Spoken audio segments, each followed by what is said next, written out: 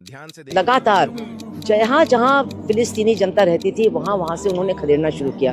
ये प्रक्रिया 7 अक्टूबर को नहीं शुरू हुई थी, ये तो शुरू हुई थी 1948 में ही, जब लोगों को घरों से बेघर किया गया, उनके खेत उनसे छीने गए। और आज तो वो खुल्लम खुल्ला कह रहे हैं, और ट्रम्प भी कह रहा है कि हम यहाँ एक भी फिलिस्तीनी को रहने ही नहीं देंगे, चाहे वेस्ट बैंक हो चाहे गाजा हो।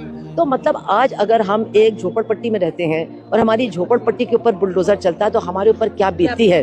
हमें सोचना चाहिए कि जिनका एक घर नहीं, जिनसे पूरा रहने का अधिकार ही छीना जा रहा है, जिनसे उनका मुल्क, उनका देश, उनका सब कुछ छीना जा रहा है, उनके साथ हम क्यों नहीं खड़े हो रहे हैं, हमारी सरकार क्यों नहीं खड़ी हो रही है। और दूसरी बात, अगर हम मानवता की बात करते हैं तो जो करीब हम तो समझते हैं 1 लाख से ऊपर लोग मरे हैं अब गाजा पट्टी में, उनमें से आधे से ज्यादा आप सोचिए महिलाएं और बच्चे हैं। बच्चों का दूध उनसे छीना जा रहा है, उनसे दवा छीनी जा रही है।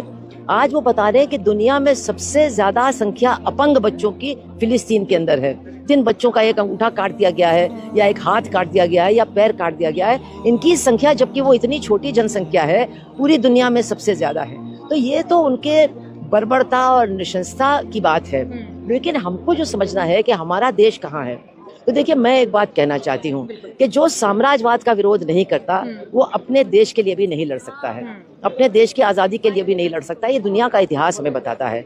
अगर आप साम्राज्यवाद के पक्ष में हैं तो आप सच्चे देशभक्त भी नहीं बन सकते हो।